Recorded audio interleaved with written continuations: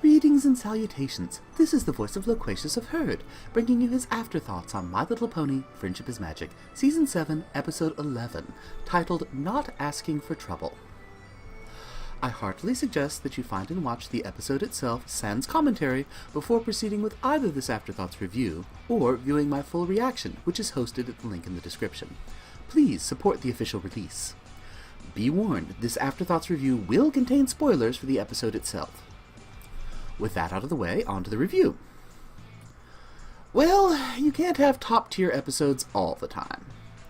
This episode wasn't bad, but for me, it wasn't up to the overall wonderful quality of the season as a whole.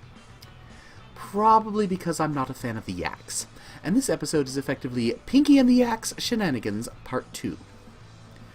Now, the Yaks of Yakakistan aren't my least favorite addition to My Little Pony.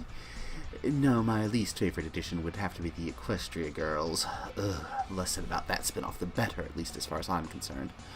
But in the Yak's initial introduction, back in Party Poop, they didn't feel like an appropriate addition to the world of Equestria. Their ultra-violent, destroy-anything that's not up to their standards of perfection attitude made them lousy guests, and, one suspects, worse neighbors. Their whole societal look, their idiom, seemed to be an attempt at Asian steppe culture, with their mangled grammar and yelling verging uncomfortably upon some kind of yellow face. And then there's the sole name they dropped, that oh-so-out-of-place bit of Britishness, Prince Rutherford. Yes, the juxtaposition of such a name with Equestria's version of the Klingons from Star Trek is supposed to be absurd in a funny way, but for me, it is just absurd in a breaks suspension of disbelief sort of way. And it can take a lot to jar me out of my pleasant immersion in the show. As a reviewer and a critic, using that latter term very loosely, I'm more inclined to look for ways in which the occasional rough edges of a story, or art, or portrayal can be seen as adding value, as expanding or setting up story, rather than as nits to be picked at. Usually the bumps in the road are something I tend to see as opportunities rather than problems. The Yaks? They were problematic for me from Episode 1. Well, technically from Season 5, Episode 11. Now Pinkie Pie starts off by stealing one of Rainbow Dash's signature lines. Oh my gosh! Oh my gosh, oh my gosh, oh my gosh, oh my gosh! Oh my gosh, sorry, Applejack! Well, something's up, that's for sure. We heard a lot of oh my goshing, and we weren't sure if it was a good thing or a bad thing. That has yet to be determined, Applejack. Within the context of the show, it seems a good thing, but since it means more yak action, I'm feeling a bit of hesitancy about endorsing this latest letter. So Pinkie Pie has, invited herself to the Yak Festival of Yick Slurpert Fest, with her usual low-key subtlety. I subtly hinted for an invitation in my letters to him. May I please come to Yick Slurpert Fest? Pretty please? Pretty please? Pretty please? Pretty please? After my 17th scroll, I think he picked up what I was putting down. I'm pretty sure any pony would pick up what Pinkie was putting down. Yick Slurpert Fest. Even if it's a sacred yak holiday, that sounds messy. Twilight does raise a good point. We don't know a lot about the Yaks, although given the mixed bag of tidbits we've gotten thus far, most of which have skewed negatively with me, I'll admit I was dubious as to whether or not learning more would be a good thing.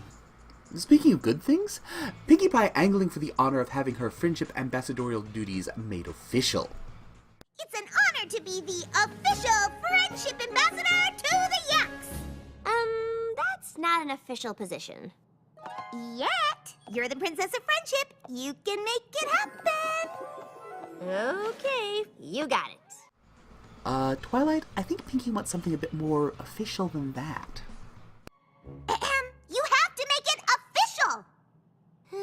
Right. I hereby make Pinkie Pie the official friendship ambassador to the Yaks.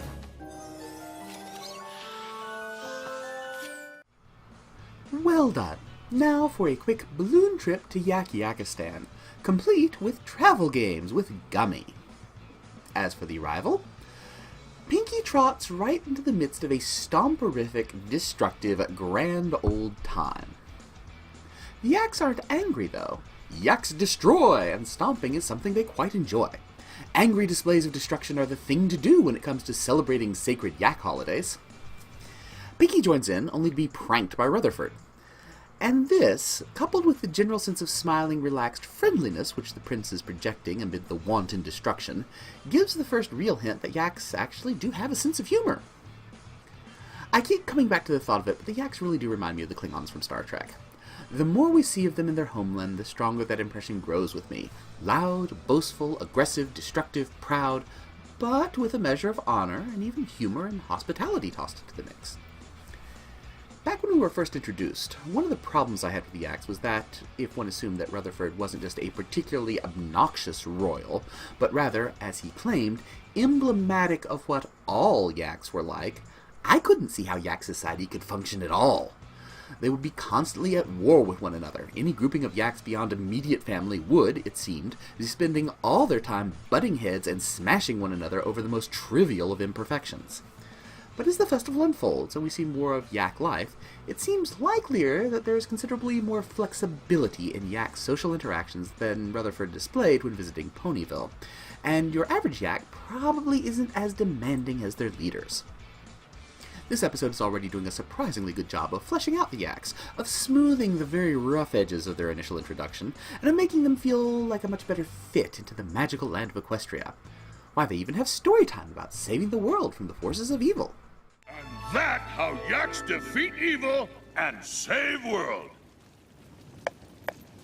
Pink Pony liked Yak's story. Ho ho! Yak impressed. Pink Pony can almost be honorary yak. Huzzah for Pinky, angling for honorary yak status. And, in honor of their visitor, it seems that the yaks get extra into their sacred stomping time. Stomp harder! Yaks extra happy! Ponies and yaks! Red!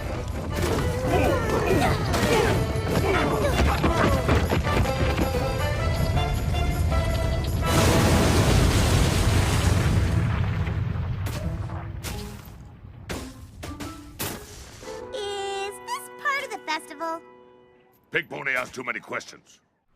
Judging from Rutherford's reply, I think this isn't part of the festival. And now we have the episode's conflict.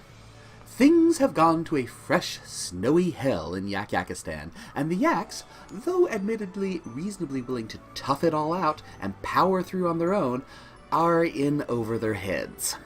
They need help. Yaks, as it turns out, are bad at asking for help. Like, they refuse to do it bad. Asking for help is seen as a sign of weakness or some such by their culture, so even if, or perhaps especially when they really do need assistance, yaks, especially important powerful leader yaks, absolutely, positively do not ask for aid. Pinky's attempts to convince them to seek assistance? Yeah, all they do is annoy Rutherford. And what with the whole avalanche deal, he's not exactly in the best of moods to begin with. In short, Yaks don't ask for help! Pinkie Pie storms off and returns to Ponyville. There she and her friends agree that, like it or not, the yaks really need their help. So they sneak back to clean up the mess. It's a successful, stealthy, night mission of cleaning and repair, which leaves Yak-Yakistan looking better than ever. But then Rutherford, awakening early, discovers that Pinky and her friends have dropped by to help without being asked. Pinky tries to fast-talk her way out of it and make a quick escape, but... Wait! Yak not mad at Pink Pony! Yak not? Pink Pony helped yaks without yaks asking. Means Pink Pony understand yaks. I do? I do! Pink Pony, the best kind of friend. Officially honorary yak! Effectively, as far as the yaks are concerned, helping out is good, but asking for help is bad. So those who help you out when you need it, and when you haven't asked for it, those are your true friends. Okay, so maybe the yak take on all this isn't the best attitude to emulate, but it fits with their culture, And what is more pleasing to me, it helps make them feel more equestrian. This episode succeeded in accomplishing what I had scarce hoped it would. It improved, and dramatically improved, the whole yak thing for me. And this time around, I found learning about their culture to be enjoyable rather than annoying. And, as a bonus, now Pink Pony has earned honorary yak status, complete with horns.